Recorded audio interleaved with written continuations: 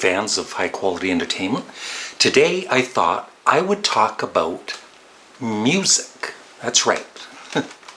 So as some of you know, Glenn Kellaway from The Basement and I have been doing a CD exchange roughly every 2 weeks.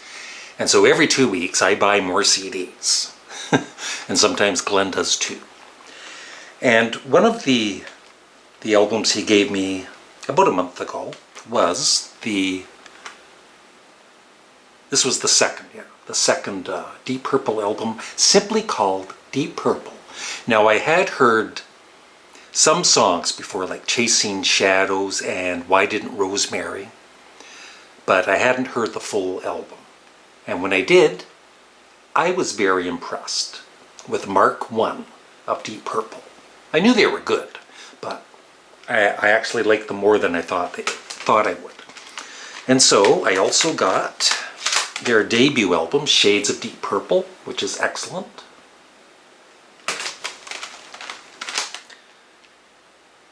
I'm not sure how you pronounce this. The Book of Taliesin?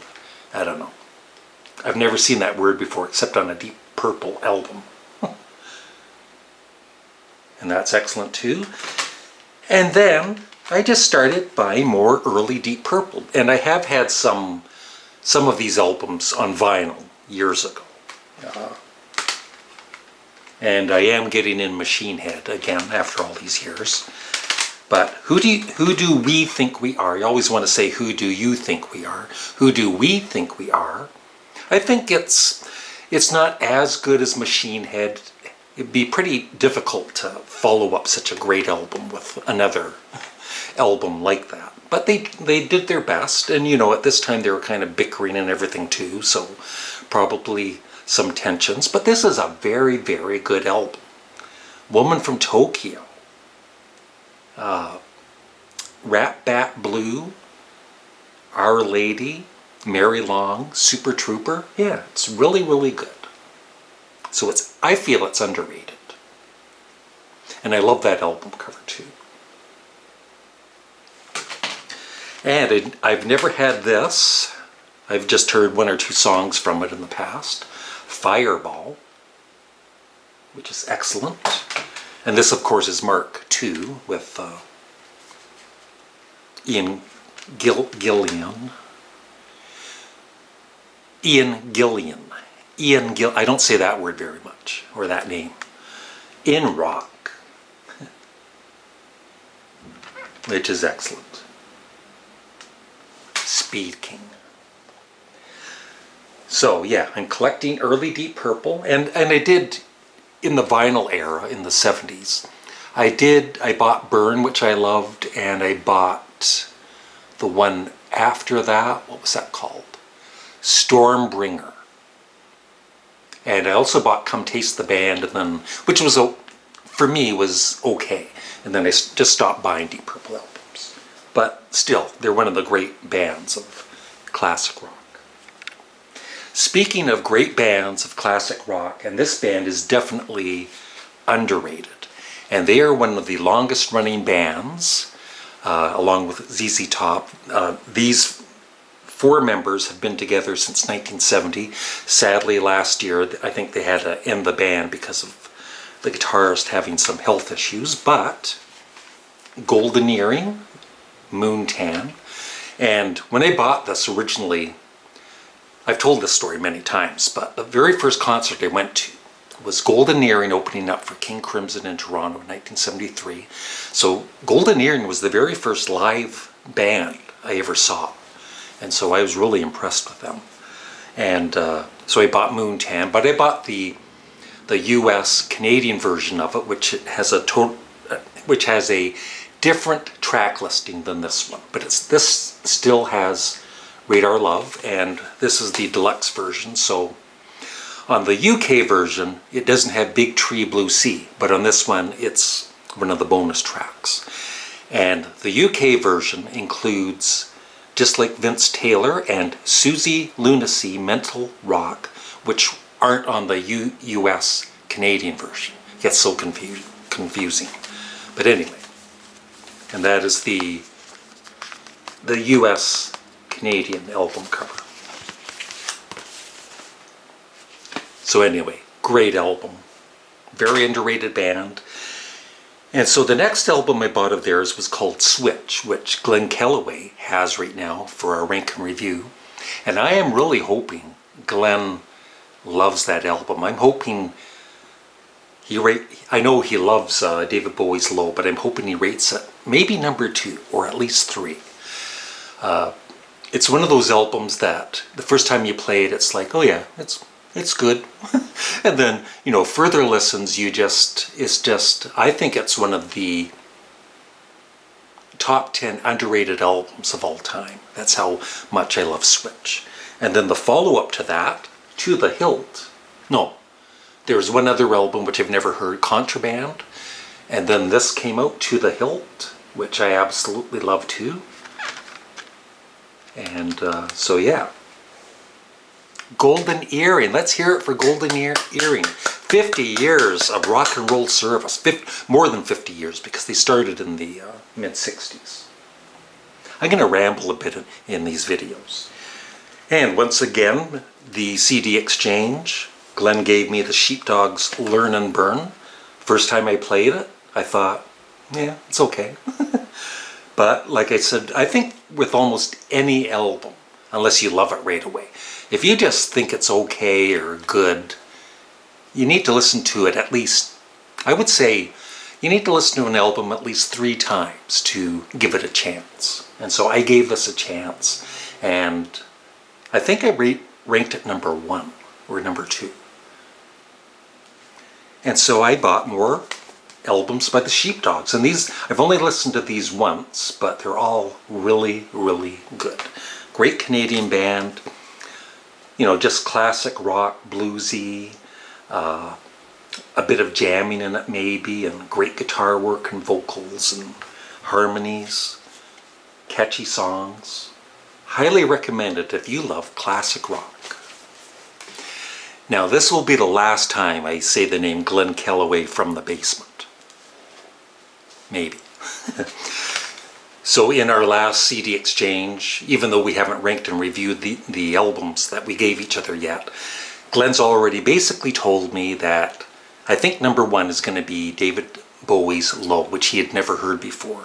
I think he already bought the vinyl for it, and he's become kind of obsessed with David Bowie. Like, he's always liked David Bowie a lot, but he's just starting to buy more of his albums that he's missed out on. And he's kind of at the spot I was about 3-4 years ago, and I think maybe it was the album Low that I bought, and I was thinking, oh my god, this is so much better than I thought it would be. And I ended up buying his whole discography.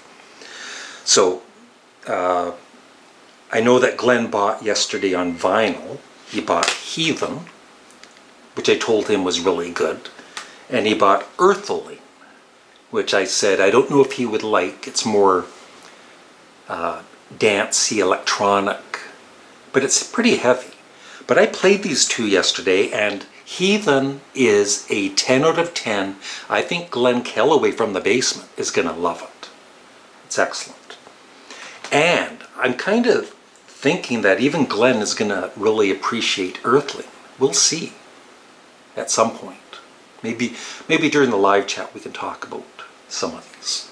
But this, I played Earthling right after Heathen, and I enjoyed this as much as Heathen. See, this is what music does to us, to Glenn Kellaway from the Basement and me and Robert's on My Turntable and so many other people out there on the YouTubes. Music, it's just, it makes you feel good. And this week, this is an album that I kind of struggled with. It was his second album. His debut was excellent, but when I bought this second album of his, I didn't care for it. I don't think I gave it enough of a chance though, because I only played it once or twice. And in the recent years, I've played it once in a while, and then I played it again this week, and it's like, you know what? This is actually pretty damn good. But I'm still listening to it more. I'm gonna keep listening to it, It's Peter Gabriel's Scratch, his second album. It's just called Peter Gabriel, but everybody knows it as the Scratch album. And the Prog Corner, Scott, he just recently did a ranking of all of the Yes albums along with another YouTuber, which I did close to 2 years ago probably. And anyway, I was looking back at my ranking, and this album I think was really low. And Scott and the other YouTuber, I apologize, I forget his name at the moment, they ranked it pretty high. So I gave it another listen, and I'm starting to actually appreciate it a lot more. It is the latter. So I think maybe 1 or 2 more listens and I'll possibly fall in love with it. Sometimes you don't though. But you know, I'm not forcing myself to love, even though I love a band like Yes so much, I'm not forcing myself to love an album I don't like, because I will never force myself to love Union. So the latter, it's really, really good. Another very underrated album, some of these I got at a used record store with Glenn Calloway from the Basement yesterday. And this one, I played it, I'd had it on vinyl years ago, and I liked it, but possibly not one of his best. But I played it on Spotify in the last year a couple of times, and I was thinking, I really like this more than I thought I did. It is Neil Young's Reactor. Even, there's one song on it called T-Bone, which is like, I think 8 or 9 minutes. Ain't got no T-bone, ain't got whatever it is. It's just repeated and repeated and repeated. But the music is awesome, and you know, Crazy Horse. So some of these songs, they would have fit on Rust Never Sleeps, on the rocky side of it, like Southern Pacific and Motor City and Rapid Transit. And then the final song, Shots, is just so heavy and awesome. But the whole album is, I would give that like a 9 out of 10 at least. Reactor. Now, on a recent live chat, I think some of us, like Robert's on my turntable and I'm not sure who else, we were talking about sometimes you buy something and then you realize, oh, I already have that in my CD collection. Well, I bought this yesterday and I've already got it in my CD collection.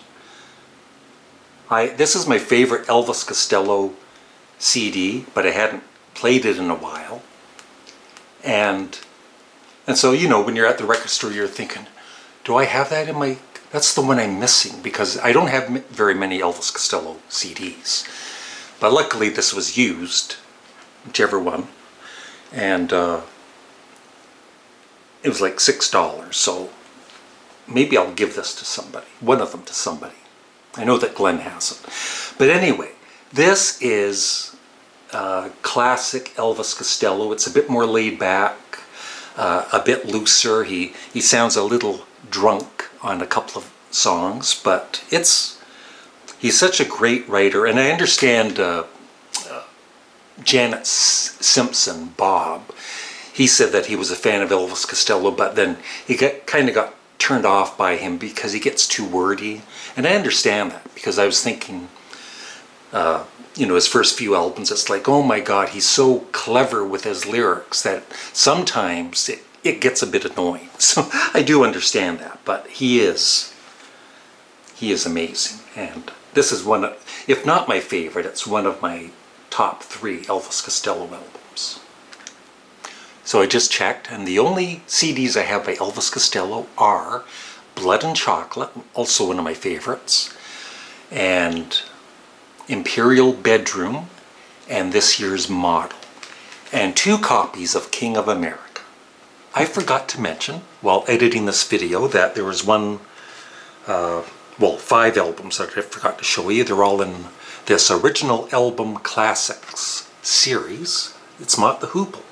It's 5 of their albums, including 2 without Ian Hunter. So I kind of wish they had the earlier albums instead, but I haven't heard these 2 later albums called Drive On and Shouting and Pointing with Matthew Fisher. from Procol Harum. But yeah, the Mod album I absolutely loved when we did the CD exchange, and Ian Hunter's solo album. And so I'm starting to collect Mott the Hoople and Ian Hunter. And this was only $20. You know, it's just very basic packaging, but you get 5 albums, and so it's worth it. And All the Young Dudes, I played that last night and really enjoyed it. And of course, I absolutely love this album. 2 more to go. I was looking at buying, I'm not sure which one of these it was, but on Amazon I was looking for an early Joe Cocker album, and they only had one. It was new, but it was really expensive. It was like $60. So I went to Sunrise in Belleville, Ontario, and I got it for $8.99. But anyway, I got the first 2 Joe Cocker albums. Love Joe Cocker. I'm not sure which came first. So I believe this is his first one, Joe Cocker, with Feeling Alright, Bye Bye Blackbird, Just Like a Woman, Don't Let Me Be Misunderstood, of course, With a Little Help from My Friends, and I Shall Be Released, and some kind of pretty well-known musicians on there, like Jimmy Page, and Matthew Fisher from Procol Harum, and B.J. Wilson from Procol Harum, and Stevie Winwood. And With a Little Help from My Friends. I always get confused which album is his debut, so I should Google it, but I don't care. It's time to move on. Yeah, this one contains Dear Landlord, Bird on a Wire, Lottie Miss Claudie, She Came In Through the Bathroom Window, Something, Delta Dawn, and Darling Be Home Soon. I love that song too. And last but not least, I hope some people are still watching. This is probably, for me, one of the most underrated female singers. She had a pretty successful career in the 80s. She's Canadian. And I would say if you are a fan of Kate Bush and just female singers in general, she's also kind of reminds me of a female John Anderson with his solo career, his early solo career, like Oleas of Sunhillow. So some kind of weird stuff on the one album here. This one is more poppy and really good. Jane Siberry, The Speckless Sky. But my favorite is The Walking. It is, I think the first time, it's one of those albums that definitely you need to listen to 2, 3, 4, maybe 5 times to soak it all in, because it is, I think it's a bit of a difficult listen the first time for some people. It was for me, but like I said, I ended up, this would be in my top, definitely in my top 100 albums of all time, but maybe even way higher than in the hundreds. Jane Siberry, The Walking. I'm not sure if this is on Spotify. I don't think it is, but it's probably on YouTube. But just check out a song like, for her vocals, the song The Walking and Constantly. And for something a bit more out there, but just amazing, The Bird in the Gravel, which is 10 minutes and 42 minutes. So it's like progressive rock. It's like Joni Mitchell doing progressive rock, maybe. But it is incredible. If just one person becomes a Jane Siberry fan because of this video, I'll be very happy. And that's it. That's kind of a catch up on some of the recent CDs I've bought and or have been listening to. I would love your thoughts on any of the albums I've shown you in the comments section below. Thanks for watching. Have a great day. Bye.